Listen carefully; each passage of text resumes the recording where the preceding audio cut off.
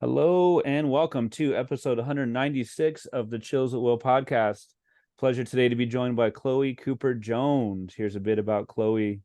Chloé Cooper Jones is a professor, journalist, and the author of the memoir Easy Beauty, which will be the main focus of our conversation today. It was named the best book of 2022 by the New York Times, the Los Angeles Times, the Washington Post, Time Magazine, and was a finalist for the 2023 Pulitzer Prize in Memoir. She was also a Pulitzer Prize finalist in feature writing in 2020. She is a contributing writer for the New York Times Magazine, a Whiting Creative Nonfiction Grant recipient, and a Howard Foundation Fellow. She lives in Brooklyn, New York. Good afternoon. How are you? I'm very well. Thank you for having me on the podcast. How are you? I'm doing great, thank you. And congrats on the most recent of your two Pulitzer Prize nominations. How does that feel? I know we don't write for awards, but pretty awesome, right? How's that feel? It was nice. Yeah, it's great. I mean, I keep making the joke that although it's not really a joke at this point, that I would ultimately like to lose the Pulitzer in every category. And that would be because Yeah. now I've lost it in two categories in 3 years.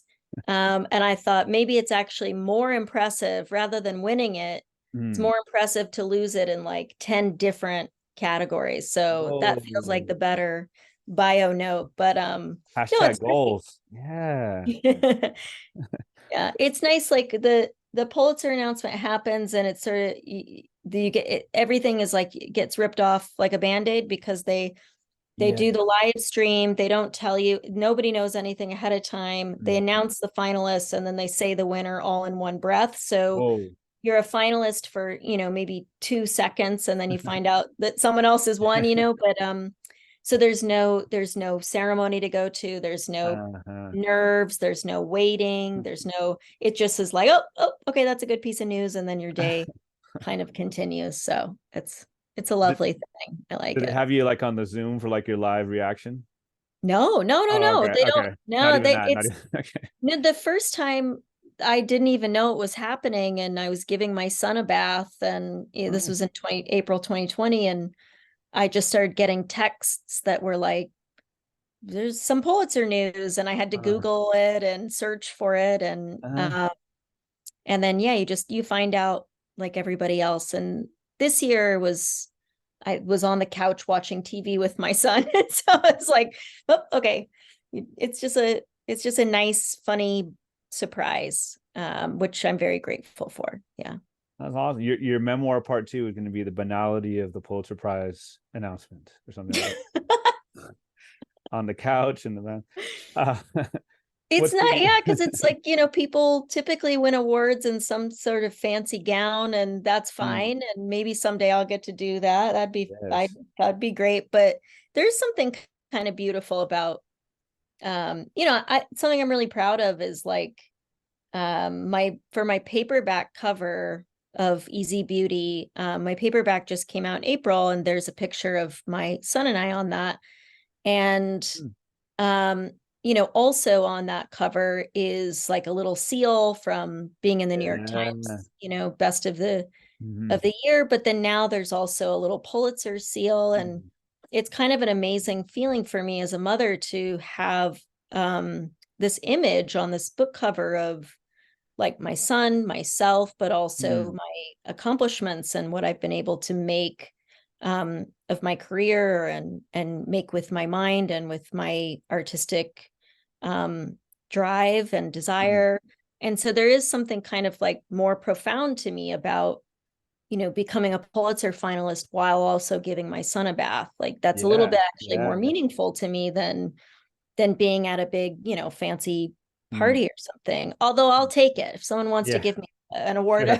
I'm Sure. not turning that down. I'm just saying Of it's a course. yeah, to have those two parts of my life so deeply interwoven is very special, I Mm. think. Mm. Yeah.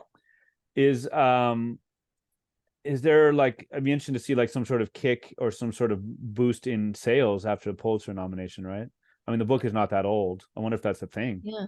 I don't know. Mm. I have some insulation against such things. Yeah. I Ah, try not to I when my book was coming out and we were preparing, we're starting to press and starting to think about, how to launch it into the world, I made a list of things like very tangible, and I got very granular in this.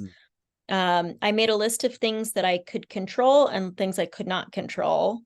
And I made a promise to myself to really completely separate myself from what I couldn't control. So I was like, I can put my absolute best effort into representing the book well, or trying to do the work of promoting it, or really enjoying being on tour and talking to people, but I can't control reviews, external response, sales. So I asked my editor and my agent to just give me every ounce of work, or put me on any task that I could actually have influence over, but then to not tell me anything else, so they don't send me reviews, they don't send me any sort of external response. I don't look at sales, just because it keeps me from the work. That's not the work. The work is elsewhere. So the more energy I can put into one side of things, but I hope the Pulitzer helps sales, but I have no clue really. I wonder, now would be a good time, maybe shout out where to buy it, where to buy Easy Beauty. You're in Brooklyn. I know this weekend they're putting up one of the libraries are putting up lyrics of Jay-Z songs. So Oh yeah, I saw that. maybe you can get the same thing. Maybe you're going to be plastered on the walls of the library, but That'd be cool. any local places to buy your book. Yeah. Yeah, in Brooklyn, tons of places, tons of great places. My book is available for sale anywhere that sells books, which is nice. But in Brooklyn, my two sort of hometown bookstores are Books Are Magic and All right. Greenlight. I'm a little, almost equidistant between those two. And I'd say probably 50% of my bookshelf is books from one of those two bookstores. But I also want to shout out, I grew up in a small farming town in Kansas, Tonganoxie, Kansas, but the town that people know that's closest to it is Lawrence. And so probably 40% of my bookshelf is books that I've collected over my life from the Raven bookstore in Lawrence, Kansas. So I think of the Brooklyn bookstores and the Raven both as my ride or die hometown bookstores. Nice. That's Jayhawk territory, right? You better believe it is. Yeah. Okay. And the Jayhawks won the national championship in basketball the night before my book came out, which I saw as a very good coincidence. I think not. Yeah. I was watching the game and then launched a book. It was very exciting 2 days for a Kansan girl.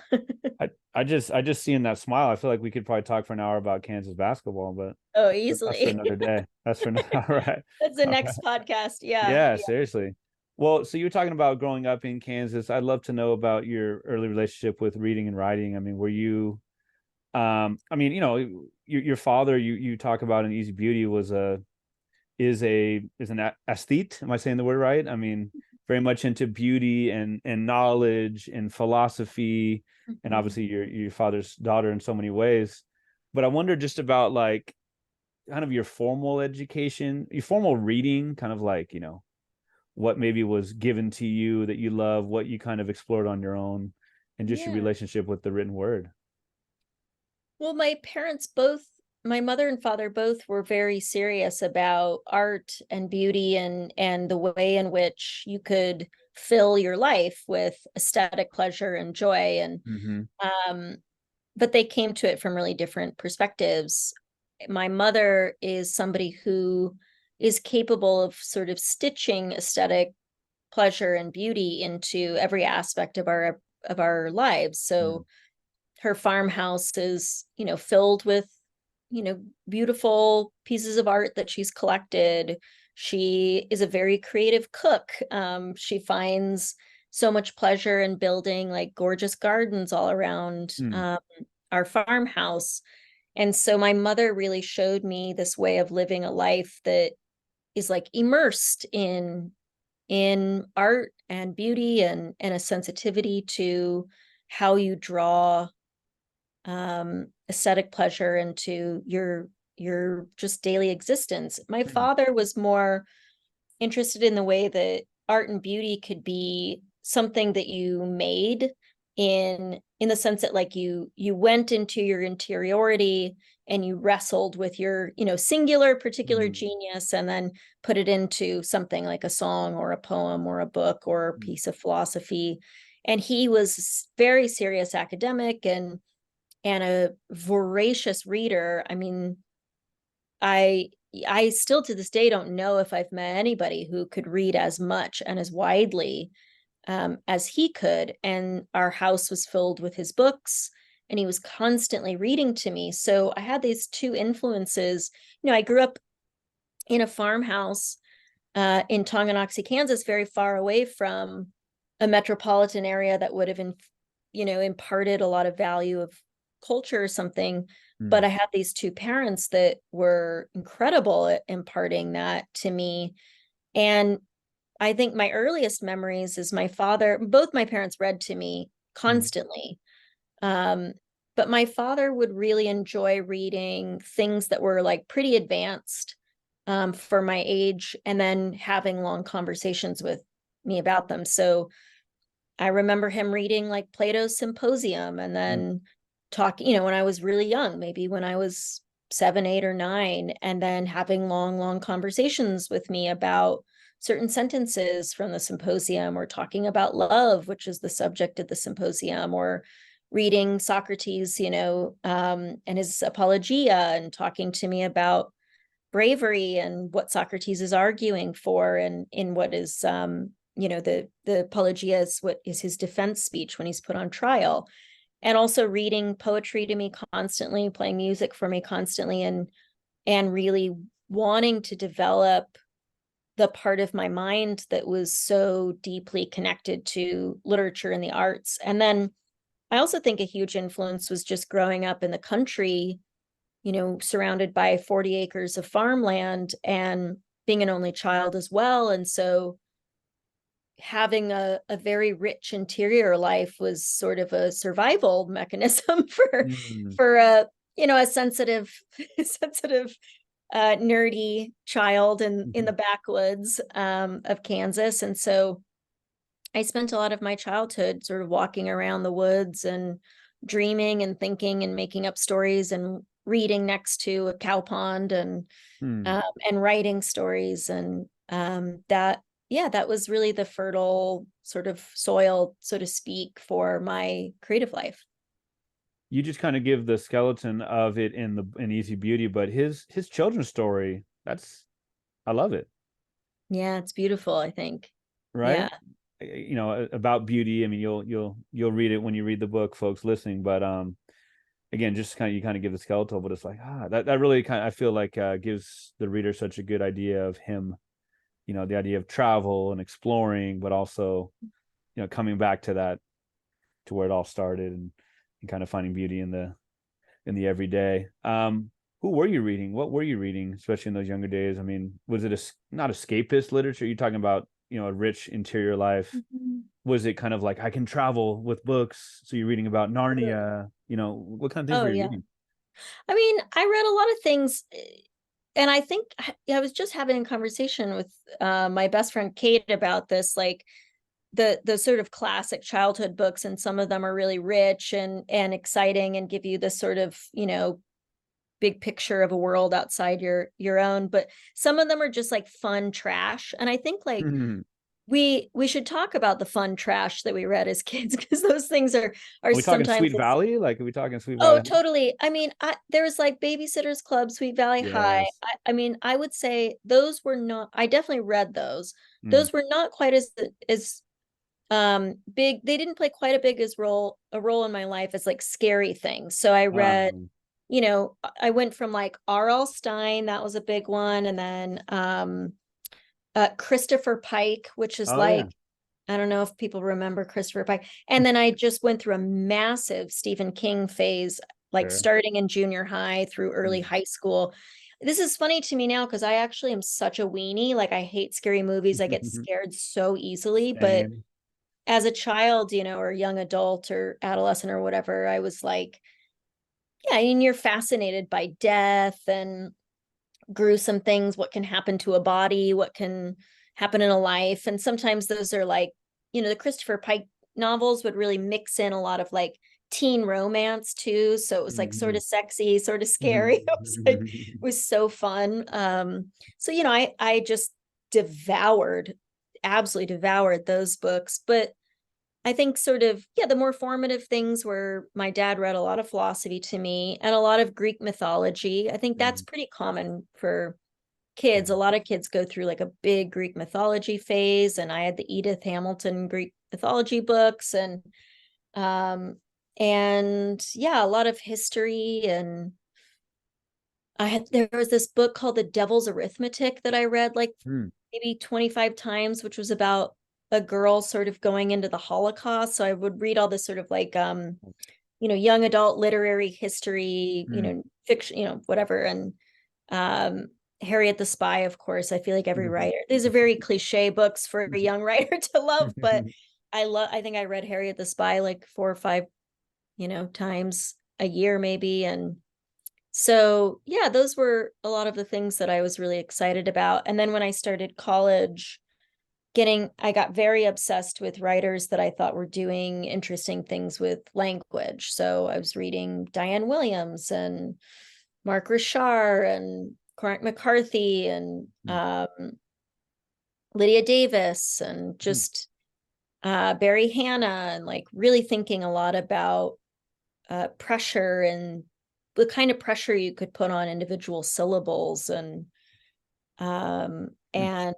that I think is really present in Easy Beauty, which is a memoir and a narrative, but I think a lot about the language and in every aspect of the language in that book. One of the trips you take in the book is to Indian Wells for the tennis tournament, and Roger Federer is a big focus. So I'm immediately thinking of David Foster Wallace, who wrote about was a tennis player in his day and wrote about Federer. And did you read him at all? Did you get into not just him but like a lot of nonfiction as well? Yeah, absolutely. I definitely have read a lot of David Foster Wallace's nonfiction and admire his nonfiction tremendously. And I think, his sports writing is so exciting to me because I love any sort of writer who comes into a really defined field and just takes a different angle. So the Federer piece is great. I love that piece, but he has another piece. I think it's called like Tracy Austin Broke My Heart, or is breaking my heart, or Broke My Heart, something I like think it that. is, Yeah, where it's just about Tracy Austin being so boring. I think that's a fantastic essay. And yeah, I think that his work is valuable to me, maybe not as much as in terms of influence. Like I think I'm much more influenced by somebody like Janet Malcolm, or even John McPhee, who I think John McPhee sort of has, well, both Janet Malcolm and John McPhee are able to take process writing to a place that's pretty phenomenal. And my Easy Beauty is not process writing, but I've definitely learned a lot from, John McPhee has a whole book about like oranges and canoes and pine barrens in New Jersey, like things that I wouldn't necessarily think I would want to know about. And yet he figures out these ways to make incredible narratives that feel very literary in their quality. Both Janet Malcolm and John McPhee really taught me how dialogue could like be, dialogue that you're quoting, that's nonfiction. So you're not inventing the dialogue, but how you could use dialogue, even in the nonfiction context, to make something that feels very narrative and thrilling and like fiction. So I think definitely for influences, those distinctions between poetry, fiction, and nonfiction are pretty open. Like those boundaries are very open to me. Yeah. Anybody, these days, very, very, I mean, you've mentioned some contemporary, but, very contemporary writers, you're just like, man, can't wait for his next article or her next book or. Definitely. Oh, hold on. My dog, let me let my dog out. You can edit this, No right? problem. Yeah. Maybe yeah. Hold on 1 second.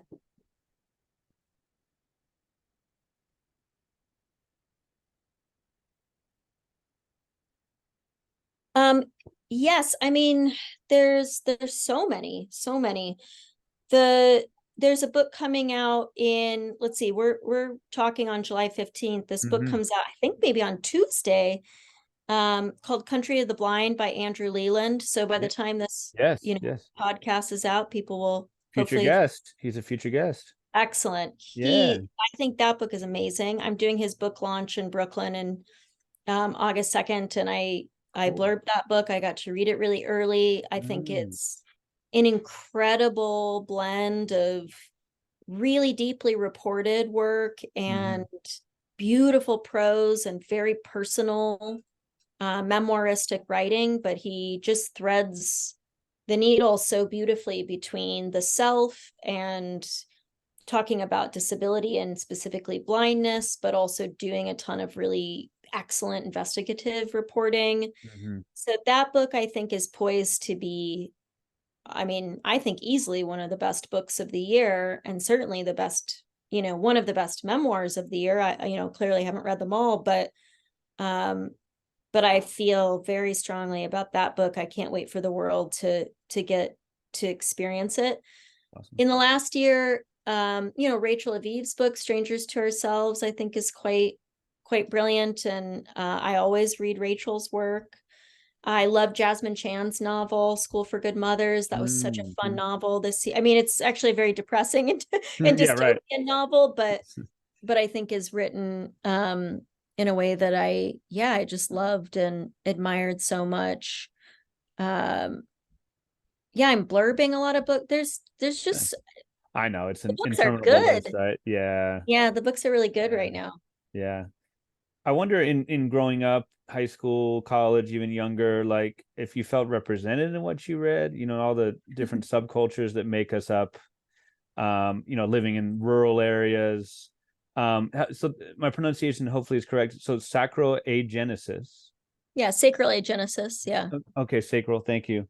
Yeah. And and I mean, you use the term, I guess it's a two-part question. The disabilities, and I know it's a term that's just kind of morphed over the years and has been more Mhm. correct and less correct. I wonder how you feel the usage of that in 2023, and then just in general, again, growing up in Kansas, not in New York City or Boston or LA, where all a lot of the books take place. Mhm. Just different ways you felt represented in what you read growing up. I did not feel represented in anything growing up. No period. No period. There's just, I mean, yeah, like disability in film is abysmal still, although maybe there's tiny advancements in the last few years. Certainly nothing good growing up. Disability was almost completely absent. And if it was present in any sort of narrative that I read or experienced in other media forms, the disabled character was often an object of pity Mm, or was used as a sort of tool for inspiration for able-bodied people, making like the able-bodied experience the real experience and the disability experience as a tool for wow. for showing an able-bodied person how to live and appreciate their own lives and luck. I think the only exception to this, and I've talked about this film a little bit, and maybe someday I'll write something about it, is I saw the film Coming Home when I was pretty young, Mm, which came out in the 70s, and it was directed by Hal Ashby and has Jane Fonda and what's his name? Jane Fonda and his name went right out of my head. Angelina mm. Jolie's dad. Oh, Uh, John Voight. John Voight, Okay. who I met Okay. once in a Uh, strange sort of in the rain in Brooklyn. And that's a film about somebody who gets injured in Vietnam and comes home paralyzed and still has a lot of agency. But for the most part, whenever I saw any sort of disabled character, they had no agency. They were tragic inherently. They were sexless. mm, They did not have some sort of romantic arc or any sort of real personality character arc. And they often died at the end. And mm, they died to, make other people feel more real. So none of those things felt like they were representing the wholeness of my life, the complexity of my life. And I also felt very intensely the experience of other people looking at me or treating me in my life as though I was living an inherently inferior existence or slightly less whole or complex existence. And especially around things like sex and romance, but also just around having control over my own decisions. People, it was hard for people to trust that I was capable of certain things, even when I would tell them that I was. And interestingly, my mother, she got cancer this year. She's doing really well now, but she went through chemo and just this year. And as she was getting sick with chemo, there were people in her life who knew her really well, really close to her, that started like overriding her decisions and started like, butting in a little bit too much, or telling her what to do, or treating, kind of infantilizing her in her illness. And she said to me, like, oh, this is actually the first time I really understand fully like what your life has been like, in the way that people want to take away some agency from you, or don't trust you, or can infantilize you. And I think that's a very common experience for disability. And just talking, because you brought it up about the language. I mean, the term disability is a great term. It's a term that does not need to be negatively coded. The problem is not with the term, although certainly I would have chosen a different one. But the problem is that people have such a negative coding of it. But it's an important term for a lot of people in the community, because it's the term that classifies me under certain protections under the law. Sure. So the American Disabilities Act, the ADA, is meant to protect me from certain forms of discrimination. So legally, it's important that I claim that term if I want the incredible sort of, protections that other people have fought so hard for, other activists before me have fought so hard for. So I claim that term with a tremendous amount of pride. Some people want what we call like disability first language or person first language, and that is very dependent, I think, person to person. So some people want you to say like, I'm a person with a disability, or Chloe has a disability, versus saying Chloe is disabled, or she's a disabled. But I've personally like both of those. I have no problem with disability first language, but that tends to be a question I try to ask others, or allow other people to answer for themselves. Okay. So, yeah. I appreciate that answer.